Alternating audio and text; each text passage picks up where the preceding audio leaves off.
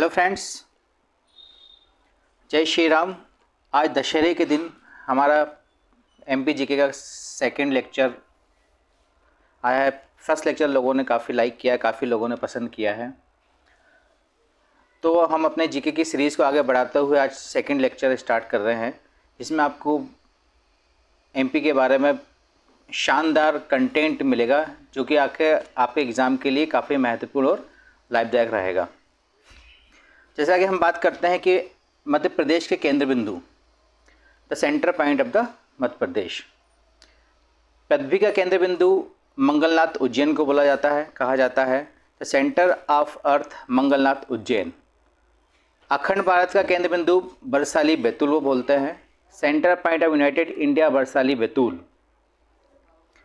अब अभी भी भारत का केंद्र बिंदु की बात करें तो होता है वो Katni. The focal point of undivided India is Karaundi, that is name is Katni.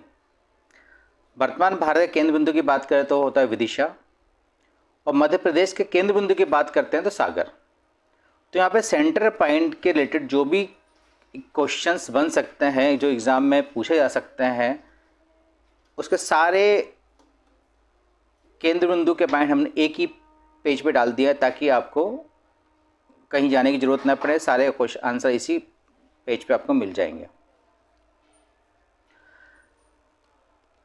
Next बात करते हैं कि पूछा जाता है कि मध्य प्रदेश की राजधानियाँ, प्रदेश की राजधानियाँ अलग अलग टाइप की राजधानियाँ हैं मध्य प्रदेश में। जैसे प्रशासनिक राजधानी भोपाल को कहते हैं, सांस्कृतिक राजधानी जबलपुर है, आर्थिक व खेल राजधानी हम बोलते हैं कि उज्जैन है, ऊर्जा राजधानी सिंगरौली को बोला जाता है, ग्रीष्मकालीन राजधानी पचमढ़ी एंड संगीत राजधानी मैहर। इसको फिर से करेंगे। प्रशासनिक राजधानी क्या है अपनी? भोपाल। यदि बात करें कि प्रशासनिक राजधानी की, यदि क्वेश्चन की बात करते हैं तो प्रशासनिक राजधानी भोपाल है, संस्कार राजधानी जबलपुर है, आर्थिक व खेल राजधानी हम इंदौर को कहते हैं, और ऊर्जा राजधानी सिंगरौली। जो जनरली काफ़ी क्वेश्चन पूछा जाता है सिंगरौली पे कि ऊर्जा राजधानी किसको बोलते हैं, तो आपका आंसर रहेगा सिंगरौली।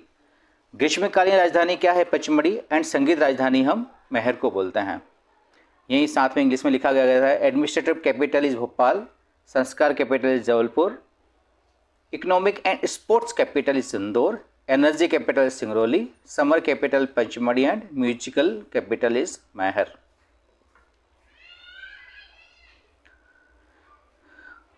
आइए कि हम बात करें मध्य प्रदेश के बारे में। कुछ पूछा जाता है कि मध्य प्रदेश में कितने संभाग हैं, कितने ज़िले हैं, कितने तहसील विकास खंड। हमने सभी को एक पेपर पे आपके लिए एक साथ रख दिया गया, तो ताकि याद करने में आपको आसानी रहेगी और आपको किसी भी ट्रिक के तरीके से याद कर सकते हैं, रिलेट कर सकते हैं, ताकि जो एग्ज़ाम में जो भी क्वेश्चन आएगा तो आपको सिर्फ देख कर ही आपको आंसर लगा सकते हैं। जैसे मध्य प्रदेश की बात करें, टोटल संभाग 10 है। रतलाम अभी प्रस्तावित है, जो 11वां संभाग के लिए अभी प्रपोज्ड है, बन जाएगा तो उसको हम 11 कर देंगे। फिलहाल अभी संभाग 10 है। टोटल डिस्ट्रिक्ट 53 है। अभी डिस्ट्रिक्ट मऊगंज को अलग किया गया है रीवा से।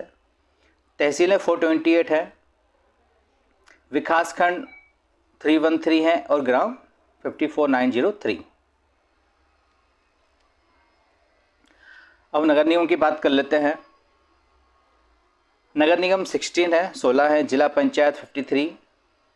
आप याद करिए, जैसे जितने जिला रहेंगे उतनी जितने पंचायत रहेंगी। जैसे 53 डिस्ट्रिक्ट है तो जिला पंचायत भी 53 है। नगर पालिका 98 है, नगर पंचायत 294, जनपद पंचायत 313, एंड ग्राम पंचायत 23012।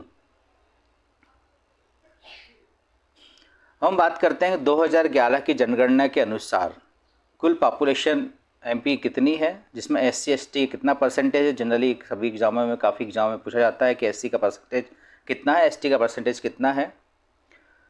ग्रामीण जनसंख्या कितनी है, पुरुष की जनसंख्या कितनी है, स्त्री की जनसंख्या है कितनी है, जो हमने आपको एक्सप्लेन किया हुआ, जब इसमें मेंशन किया हुआ है।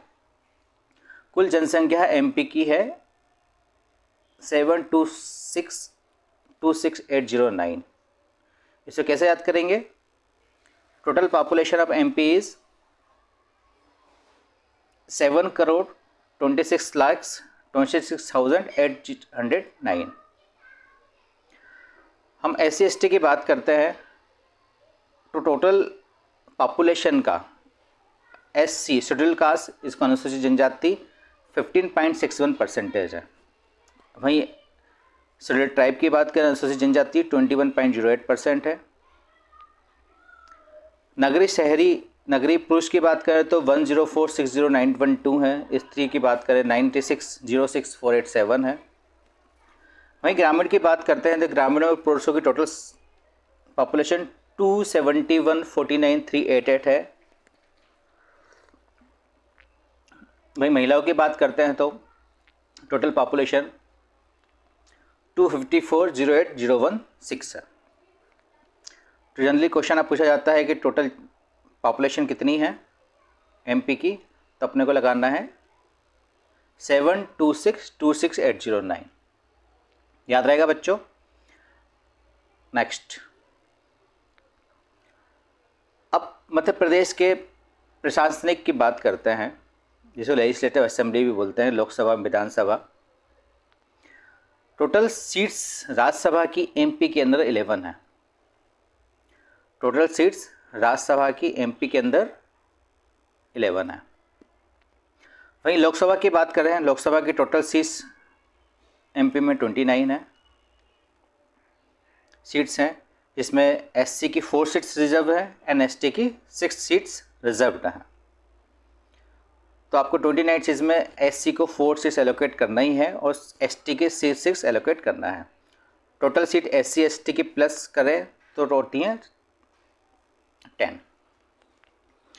वहीं बात करें विधानसभा, विधानसभा में टोटल सीट्स MP में 230 हैं, जिसमें SC की 35 एंड ST की 47। टोटल प्लस करेंगे तो आएगी 82। याद रहेगा, याद रहेगा। अब बात करते हैं मध्य प्रदेश का जो स्टेट सिंबल है, उसके अंदर कौन कौन सी आकृतियां हैं, आकृतियों के अंदर क्या क्या है। ये एग्ज़ाम में क्वेश्चन बहुत फेवरेट है एग्जामिनर का, यहाँ से क्वेश्चन पूछे जाते हैं जनरली। तो बात करें बट वृक्ष है इसमें, स्टेट सिंबल में अशोक स्तंभ इसमें है।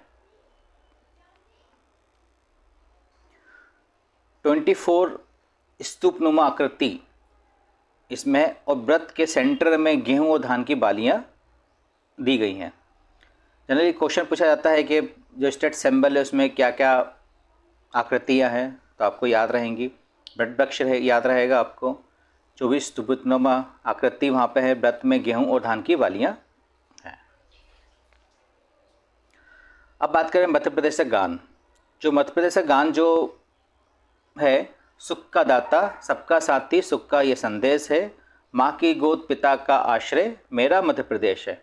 बहुत बेहतरीन गाना है ये लिखा है, संगीतकार हैं इसके आदेश श्रीवास्तव, सुनील झा एंड गाया है शांतनु मुखर्जी ने। और कब इसको हमने मध्य प्रदेश के गाने के लिए इसको माना गया है, 26 जुलाई 2011। 26 जुलाई 2011। एक बार इस गाने को पूरा पढ़ेंगे तो आपको लगेगा कि गाना सही में बेहतरीन गाना है।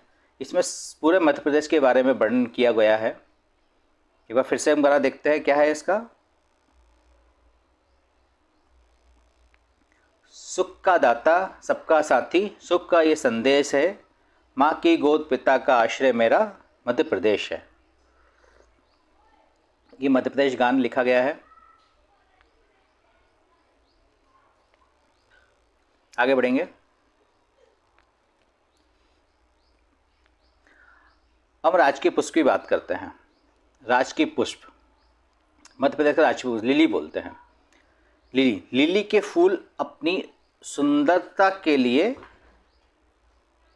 एवं सुगंध एवं आकृति के लिए विख्यात हैं। Lilies flower are famous for their beauty, aroma and shape. ये फूल कई शारीरिक बीमारी को मिटाने से भी कार्य करता है। इसका वैज्ञानिक नाम, the scientific name of this flower is lilium candidum. ये आप याद रखेंगे क्योंकि जनरली एग्जाम में पूछा जाता है कि राजकीय पुष्प है, इसका साइंटिफिक नाम क्या है? तो क्या रहेगा? Lilium candidum, lilium candidum. अब 2-3 बार इस नाम को याद रख पढ़ेंगे तो आपको जनरली जब भी आएगा तो ऑप्शन में आप इसको लगा सकते हैं। तो क्या है राजकीय पुष्प? Lilium candidum, scientific name, Hindi name lily. हम राजकीय खेल की बात करते हैं। राजकीय खेल क्या है? मलखम, मलखम, मलखम 2 वर्ड से बना हुआ, मल प्लस खम। मल का मतलब होता है बलवान एंड खम का मतलब है पोल पे हम इसको जनरली करते हैं। इसमें प्रयुक्त खम्भ को मलखम भी कहा जाता है। ये मध्य प्रदेश का राज्य खेल है, 2013 में राज्य खेल घोषित कर दिया है। इसमें प्रयुक्त खम्भ को मलखम भी कहा जाता है। ये मध्य प्रदेश के राज्य खेल है, 2013 में राज्य खेल घोषित कर दिया है। मध्य प्रदेश मलखम अकादमी उज्जैन में स्थित है। प्रभाष जोशी सम्मान मलखम क्षेत्र से दिया जाता है। प्रभाष जोशी जो पुरस्कार है मलखम के क्षेत्र में दिया जाता है। और बात करें 2020 में मलखम को राष्ट्रीय खेल पुरस्कार में शामिल किया गया है। तो याद रहेगा बच्चों, मलखम प्रभाष जोशी सम्मान मलखम में दिया जाता है। हम बात करें राजकीय मछली, तो राजकीय मछली इज महाशीर। राजकीय मछली का नाम क्या है? महाशीर। इसका वैज्ञानिक नाम है टोर पिटिटोरा। द साइंटिफिक नेम इज टोर पिटिटोरा। ये जनरली नर्मदा नदी में पाई जाती है। It's found in river Narmada. पहले नर्मदा की में इनकी संख्या 28 से 30% थी, जो अब घटकर ओनली 4% रह गई है। बड़वा में महाशीर प्रजनन केंद्र स्थापित किया गया है। कहाँ पर? बड़वा। याद रखेंगे बेटा, कहाँ है? बड़वा। बड़वा में महावीर प्रजनन केंद्र स्थापित किया गया है।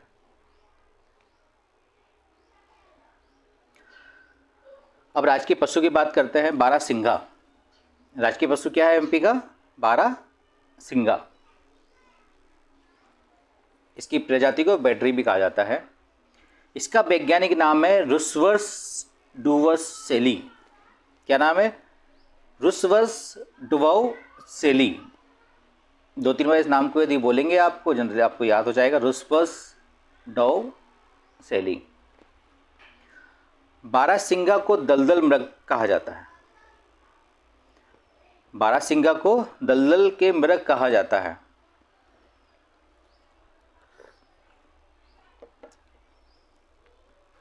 ब्रेडरी प्रजाति का बारहसिंघ मध्य प्रदेश के कान्हा किसी राष्ट्रीय उद्यान में पाया जाता है।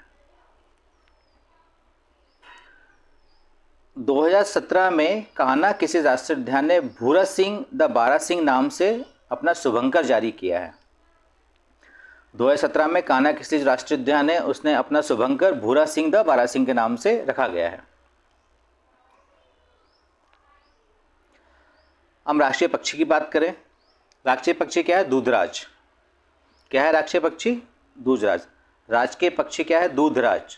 राष्ट्रीय पक्षी क्या है? दूधराज। शाह बुलबुल भी कहा जाता है इसको। इसका वैज्ञानिक नाम है पैराडाइज फ्लाई कैचर। इसका वैज्ञानिक नाम क्या है? Paradise fly catcher. The scientific name is राष्ट्रीय पक्षी पैराडाइज फ्लाई कैचर। दूधराज में नर व मादा का रंग अलग अलग होता है। जिसमें नर का रंग सफ़ेद होता है, वहाँ मादा का रंग चमकीला होता है। क्या बताया हमने? दूधराज में नर व मादा का रंग अलग अलग होता है। जिसमें नर का रंग सफ़ेद होता है, वहीं मादा का चमकीला काला रंग होता है। भारतीय डाकतार विभाग ने दूधराज के जोड़े का एक टिकट भी जारी किया है। भारतीय डाकतार विभाग ने दूधराज के जोड़े का एक टिकट भी जारी किया था। दूधराज को राष्ट्रीय पक्षी नवंबर 1981 को बनाया गया। तो उस समय मध्य प्रदेश के मुख्यमंत्री अर्जुन सिंह जी थे। तो सारी इन्फॉर्मेशन आपको इस स्क्रीन में मिल गई है। राष्ट्रीय पक्षी दूधराज है, इसका scientific name paradise fly catcher है। दूधराज में नर और मादा का रंग अलग अलग होता है, जिसमें नर का रंग सफ़ेद एवं मादा का रंग चमकीला काला रंग होता है। भारतीय डाकघर विभाग ने दूधराज के एक टिकट भी जारी किया गया था। दूधराज को राष्ट्रीय पक्षी नवंबर 1981 में बनाया गया।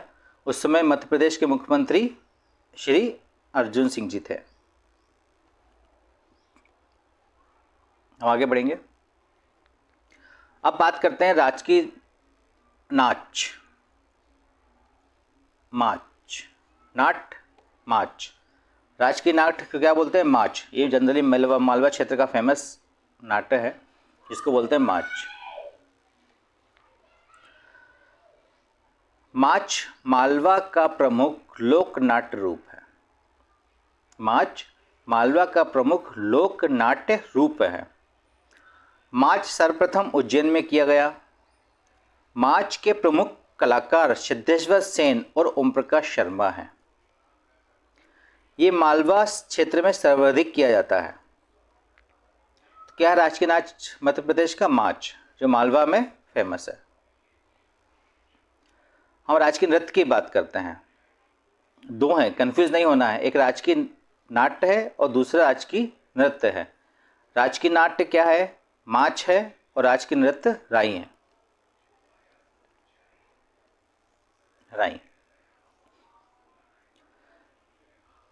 राई जो नृत्य है उसको मृदंग वाद्य यंत्र के साथ किसी भी शुभ अवसर पर किया जाता है। राई जो नृत्य है इसको मृदंग वाद्य यंत्र के साथ किसी भी शुभ अवसर पर किया जाता है। इसके प्रमुख कलाकार ज्ञानेश्वरी हैं, जो कटनी से जिला से हैं, बिलोंग करते हैं। इसके प्रमुख कलाकार कौन है? ज्ञानेश्वरी, कटनी जिला से बिलोंग करते हैं। ये बुंदली क्षेत्र में सबसे अधिक प्रसिद्ध है। ये पूछा जाता है कि राजकीय नृत्य सबसे प्रसिद्ध कहाँ पर है, तो बुंदली क्षेत्र में सबसे अधिक प्रसिद्ध है। तो राजकीय नृत्य राई है और राजकीय नाट्य माच है। आगे बढ़ेंगे। अब बात करें राजकीय फसल। राजकीय फसल सोयाबीन है। जैसे कि हमने आपको पिछली क्लास में बताया था कि सोया प्रदेश भी कहा जाता है, इसलिए राजकीय फसल सोयाबीन है। इसका साइंटिफिक नेम है ग्लाइसिन मैक्स। वैज्ञानिक नाम है राजकीय फसल का ग्लाइसिन मैक्स। क्या नाम है इसका साइंटिफिक नेम? Glycine max. इसकी प्रमुख किस्में समृद्धि, प्रसाद, प्रतिकार, अहिल्या, अलंकार हैं। ये प्रमुख रूप से मालवा क्षेत्र में उत्पादित होता है। सोयाबीन में 52% प्रोटीन, 22% तेल, 21% कार्बोहाइड्रेट तथा 12% नमी तथा 5% भस्म होती है। फिर से देखेंगे इसको एक बार। इसका वैज्ञानिक राजकीय फसल सोयाबीन का वैज्ञानिक नाम है ग्लाइसिन मैक्स। इसकी प्रमुख किस्में समृद्धि, प्रसाद, प्रतिकार, अहिल्या, अलंकार। ये प्रमुख रूप से मालवा क्षेत्र में पाया जाता है। मालवा क्षेत्र में उत्पादित होता है। सोयाबीन में 52% प्रोटीन, 22% ऑयल, 21% कार्बोहाइड्रेट, 12% नमी तथा 5% भस्म होती है। अब बात करें राजकीय वृक्ष की। राजकीय वृक्ष को हम कहते हैं बरगद, जिसे बट वृक्ष भी कहा जाता है। इसका साइंटिफिक नाम क्या है? फाइकस वेनगेलिसिस। क्या बोलेंगे इसका साइंटिफिक नेम? फाइकस वेनगेलिसिस। इसको 1981 में राजकीय वृक्ष घोषित किया गया। राजकीय वृक्ष का घोषित किया गया 1981 में। मध्य प्रदेश का पहला बरगद पार्क इंदौर के बगडोडा में बनाया जाता है। मध्य प्रदेश के पहला बरगद पार्क इंदौर के बगडोडा में बनाया गया जाएगा।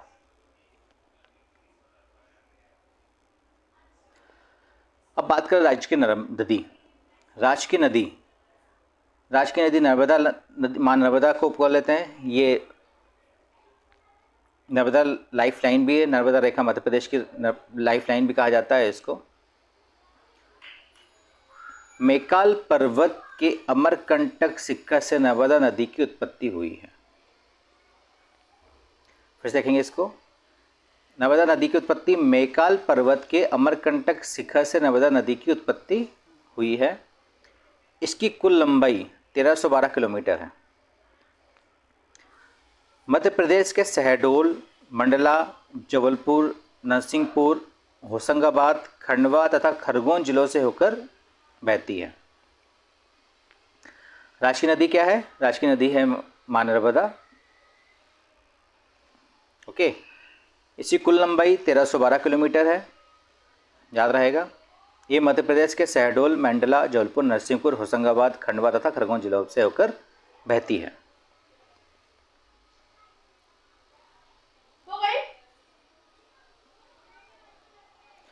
अब बात करें राज्य के फल। राज्य के फल क्या है? आम। मध्य प्रदेश का राज्य के फल आम।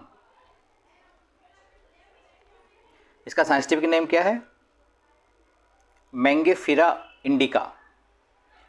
राज्य के फल आम है, इसका साइंटिफिक नेम है मैंगेफिरा इंडिका। आम की प्रमुख प्रजातियां नूरजहां, जो अलीराजपुर में पाई जाती है जिला में, सुंदरजा, जो रीवा जिले में पाई जाती हैं।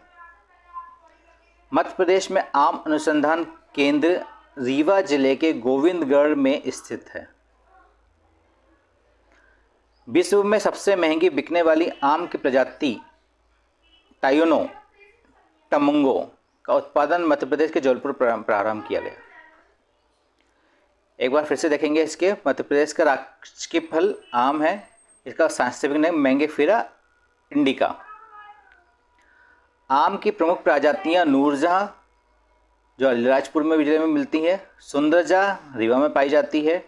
मध्य प्रदेश आम अनुसंधान केंद्र रीवा जिले के गोविंदगढ़ में स्थित है। विश्व में सबसे महंगी बिकने वाली आम की प्रजाति टायोनो टमंगो का उत्पादन मध्य प्रदेश के जबलपुर में प्रारंभ किया गया। अब मध्य प्रदेश की हम भौगोलिक स्थिति की बात करते हैं। मध्य प्रदेश में 5 सीमा से टच करता है। जो हमारा मध्य प्रदेश राज्य है 5 स्टेट को टच करता है। पहला उत्तर प्रदेश, दूसरा राजस्थान, तीसरा गुजरात, चौथा महाराष्ट्र और पांचवा छत्तीसगढ़।